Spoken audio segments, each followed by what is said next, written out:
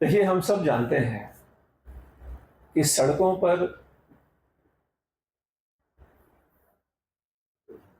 जो परिस्थितियां बनती हैं, जब गौ माता को ऐसे ही छोड़ दिया जाता है, उसको व्यवस्थित रखने को लेकर, और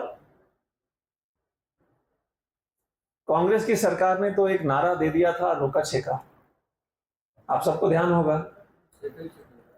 अब वो रोका छेका का आज तक कोई अता पता तो चला नहीं है।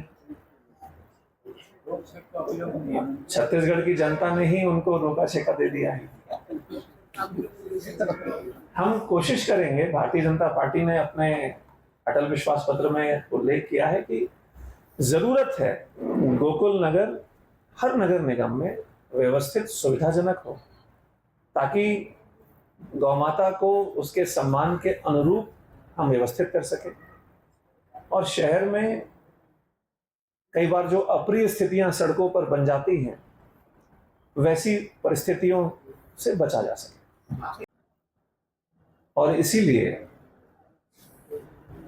नगर निगम में पारदर्शिता के साथ, गुणवत्ता के साथ, समयबद्ध तरीके से हम शहर के लिए जो क्रियान्वयन हो रहा है विकास की योजनाओं का, कर सके। आपने देखा, एक बिंदु आया my city app. My city app के माध्यम से किसी भी वार्ड में, किसी भी गली में बैठा एक सामान्य मतदाता, अगर उसको लगता है कि मेरे वार्ड में बनने वाली सड़क, नाली या अन्य कार्य गुणवत्ता विहीन तरीके से किए जा रहे हैं, तो उसको नगर निगम के दफ्तर तक जाकर बताने की आवश्यकता नहीं पड़ेगी।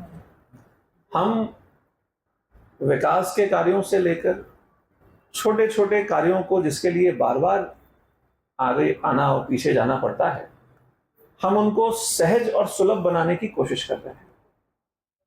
और भारतीय जनता पार्टी की सरकार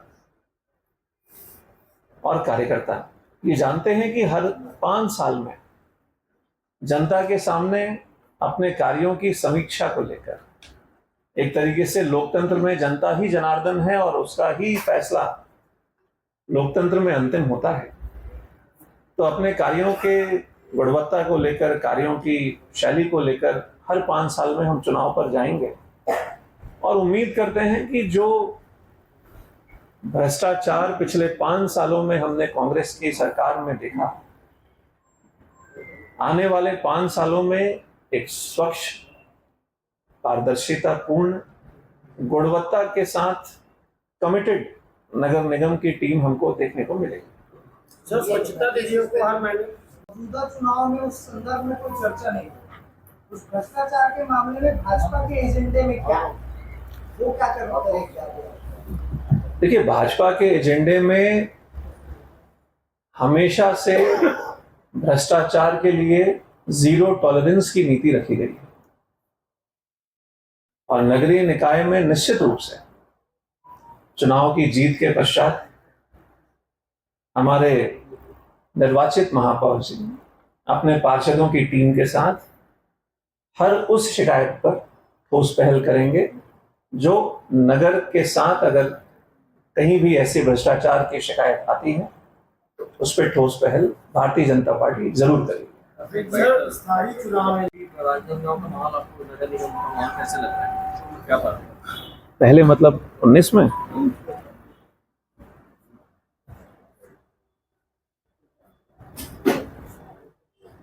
अभी तक के, देखिए, चुनाव में परिणाम के पहले बहुत ज्यादा बोलना मुझे लगता है कि जल्दबाजी होती है। लेकिन अभी तक के आकलन में एक राजनीतिक कार्यकर्ता के नाते जो समझ में आता है, भारतीय जनता पार्टी एकजुट होकर, संगठित होकर और व्यवस्थित तरीके से ये चुनाव लड़ रही है। कांग्रेस पार्टी बिखरी हुई है, अव्यवस्थित है और अलग अलग धड़ों में बंटकर ये चुनाव लड़ रही है। और यही आकलन और इसका प्रतिबिंब जब आम जनता में जाता है और सहज रूप से प्रदेश में माननीय विष्णुदेव साई जी की सरकार और केंद्र में मोदी जी की सरकार की योजनाओं को अंतिम वार्ड तक जोड़ने के दृष्टिकोण से जनता ने मन तो बनाया हुआ है कि नगरीय निकाय में भी महापौर जी को लेकर, महापौर प्रत्याशी जी को लेकर और पार्षदों को लेकर हमको आशीर्वाद भरपूर मिलने वाला है।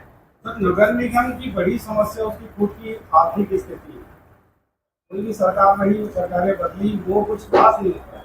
समाज पत्र में भी कुछ विशेष नहीं दिख रहा है। कर्मचारियों को वेतन नहीं मिल पाता है समाज, उसको लेकर कुछ नहीं, देखिए,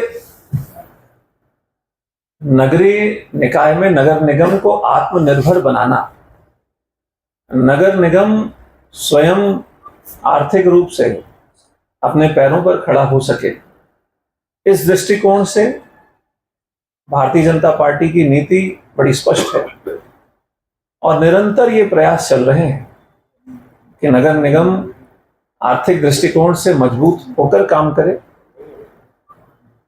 कई क्षेत्रों में, जैसे जहां जहां जरूरत, आवश्यकता महसूस होती है, सरकार की ओर से, भारतीय जनता पार्टी की जब जब सरकार रही, नगर निगम राजनांदगांव को भरपूर सहयोग मिला है और ऐसा लगता है कि धीरे धीरे जिन बिंदुओं पे आज हमने बात की कि जिस तरीके से समय पर जो संपत्ति कर पटाते हैं उनको हम 10% का छूट दे रहे हैं, ये हम व्यवहार में परिवर्तन और उन लोगों को हम रिकॉग्नाइज भी कर रहे हैं जो सहयोग के तरीके से निरंतर सही समय पर निर्णय लेकर आगे बढ़ते हैं। अभिषेक जी, घोषणा पत्र में जो राशियों के संरक्षण का विषय भी है, हमारे यहाँ भूखा सागर है, इसके सौंदर्यीकरण में करोड़ों के घोटाले